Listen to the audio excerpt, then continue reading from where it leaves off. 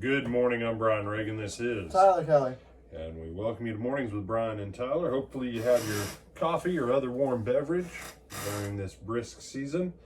And this morning, as we look at the parables, we're going to look at Luke 14, verses 25 through 33. Now great multitudes went with him, and he turned and said to them, If anyone comes to me and does not hate his father and mother, wife and children, brothers and sisters, yes, and his own life also, he cannot be my disciple. And whoever does not bear his cross and come after me cannot be my disciple. For which of you, intending to build a tower, does not sit down first and count the cost, whether he has enough to finish it, lest after he has laid the foundation and is not able to finish, all who see it begin to mock him, saying, This man began to build and was not able to finish. Or what king, going to make war against another king, does not sit down first and consider whether he is able with 10,000 to meet him who comes against him with 20,000?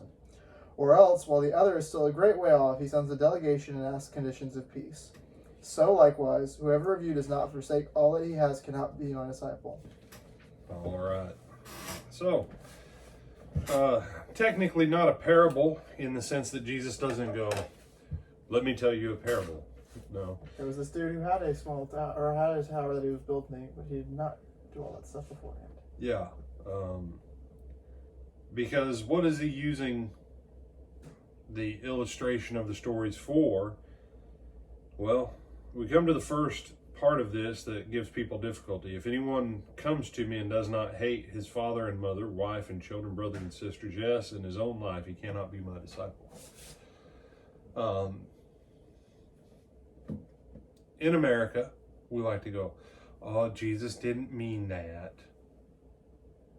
And that's why people will put school events, sport events, birthday parties, all that stuff ahead of Jesus. And then they go, how come my family isn't committed? Because you didn't do what he said.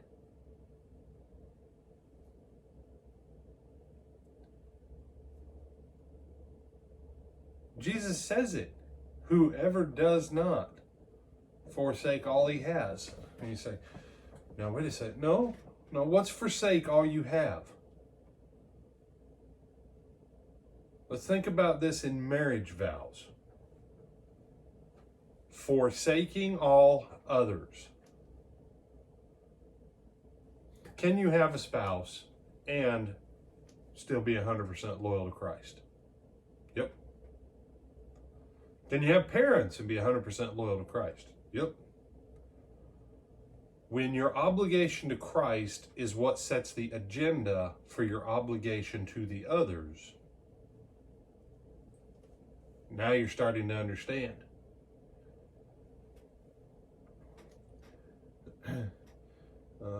Unlike, people who think they can do it and do it well, someone says, well, I love my two wives equally. No, I promise you, your two wives might get along. They might be plotting your demise. In America, we have serial polygamy, which is where one man and one woman will have multiple spouses. But because they only have a marriage to them one at a time, we pretend that it's not what it is. But Tyler, I know with all your vast experience being a married man, the simple question is, can you have your old girlfriends hanging around with your wife and your wife be like, oh, baby, I'm so glad you have all of your ex-girlfriends over for supper every night and that I prepare for them and that they all give you foot rubs and do your laundry. Oh, that's so wonderful. How do you think that one's going to work? That demise plotting will definitely be sped up a whole lot quicker. Yeah. And you say, you can be polite. You have a duty or an obligation to other people in your life. But if Christ is not the first in all things, then you and I have a problem here. And here's what I'm going to say. In America, in the church especially, we have a problem here. Because we think Jesus is here to serve us because we've heard so many sermons about how Jesus came to serve everyone. Yeah, no, that wasn't quite what he meant when he said that either. That's always blown out of context. Because when you think about it, in the two examples he gives, if you have a tower, you're beginning to build it, you count to make sure you've got the money. What's your one focus? What's your one goal? What's your one desire?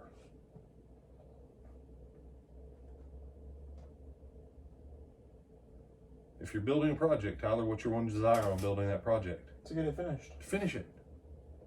That's your focus. When you go to war, your focus is win, defeat the enemy. Now I'm going to throw some history. Most people, when they think about Cleopatra, they think about Mark Antony. What they really forget is that Cleopatra was actually Julius Caesar's lady. They had a kid, Caesarion. His relationship with her so upset the Roman people, it helped make it easier for the senators to say, well, yeah, killing him's probably a good idea. Mark Antony picks up with Cleopatra after Caesar's death, as he's in his civil war with, do you remember who? Not the land. All right. As he's in a civil war with Octavian or Augustus. All right.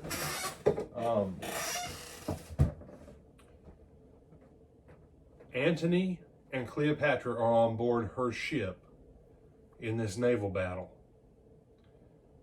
Antony and Cleopatra, Antony's like, yeah, my guy's got this. And Cleopatra's like, oh, this war thing, it's just so blah.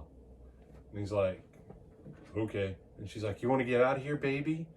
And we'll go back and spend some time with suntan oil or whatever. And he's like, sounds like a great plan. Battle doesn't go well. Because why? In that moment, you know what his lowest priority needed to be? Keeping Cleopatra happy. His troops will rejoin him for one final battle against Caesar, well, what would later be Caesar Augustus, against Octavian. And in the night, all of his troops will leave him and go to Octavian to show Mark Antony that you've lost all honor with your men. All because he did not put the mission ahead of everyone and everything else. And you say, you really mean Jesus is calling for that kind of whatever from me? That's what he calls from all of his disciples. You can have all the stuff in the world, as long as all the stuff in the world serves one purpose: you achieving the mission in Jesus. Period. Whether parents, kids, spouses, lands, boats, planes, gold, silver, whatever. That's not the issue. The issue is, what is the goal? What is the priority? You have some other thoughts on this? No, sir. All right. I figured as a youth ministry you could go. And brother, one of the things that we need to get across to parents, it's great if your kid has a 325 batting average, and maybe he'll go to the majors and play. But will that 325 batting average keep him out of hell? But I'm glad little Timmy O'Toole's great at sports. He doesn't know God, but he's great at sports. With that, I'm Brian Reagan. This is Tyler Kelly. And we bid you good morning, Lord willing. We'll see you back this afternoon.